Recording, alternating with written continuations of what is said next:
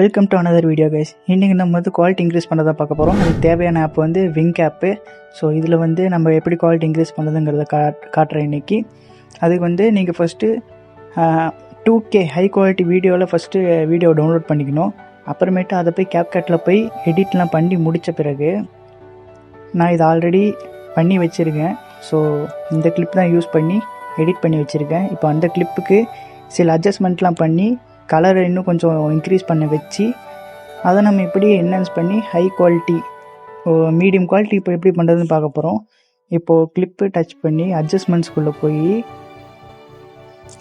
Brightness எப்பயுமே நான் ஒரு 5-6 அவ்வளோதான் வைப்பேன். அதுக்கப்புறம் போக மாட்டேன். அதுக்கு கான்ட்ராஸ்ட் பார்த்தா ஒரு 10 to அதுவும் ஒரு 5 இல்லை 10க்குள்ளே வைப்பேன். சேச்சுரேஷன் எப்பயுமே 10க்குள்ளே வச்சுக்கோங்க, அது கரெக்டாக இருக்கும். அடுத்து ஷார்ப்னஸ் எப்பயுமே 60க்கு மேலே, கிளாரிட்டி 50 இல்லை 55 அதுக்குள்ளே வச்சுக்கோங்க.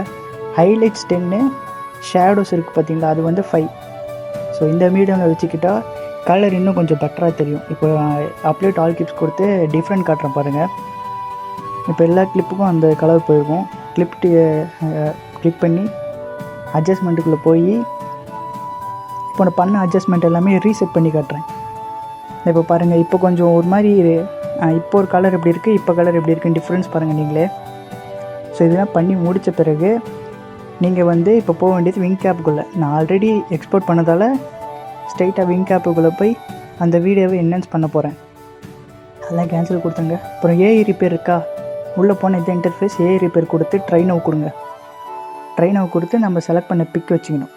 பிக் ஆர் ரீல் நீங்கள் எடிட் பண்ண வீடியோ வச்சுக்கிட்டு அப்புறம் இதில் குவாலிட்டி போர்ட்ரேட் ஃபுல்லாக இருக்கட்டும், 2K ரெசல்யூஷன் ஃபுல்லாக இருக்கட்டும், டி நாய்ஸ் தேவையில்லை, அதை நம்ம கேன்சல் பண்ணிடுறோம். நைட் விஷன் கேன்சல் பண்ணிடுறோம்.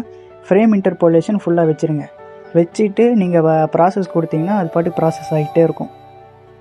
ஸோ இப்போ இது மெயினாக என்னென்னா 2K குவாலிட்டியில் உங்கள் ஃபோன் 4K குவாலிட்டி தாங்கும்னா 4K குவாலிட்டியில் வீடியோ டவுன்லோட் பண்ணிட்டு அது எடிட் பண்ணதுக்கப்புறம் நான் சொன்ன அட்ஜஸ்ட்மெண்ட்லாம் பண்ணிவிட்டு விங்க் ஆப்புக்குள்ளே வந்தீங்கன்னா இன்னும் கொஞ்சம் பெட்டராக குவாலிட்டி கிடைக்கும்.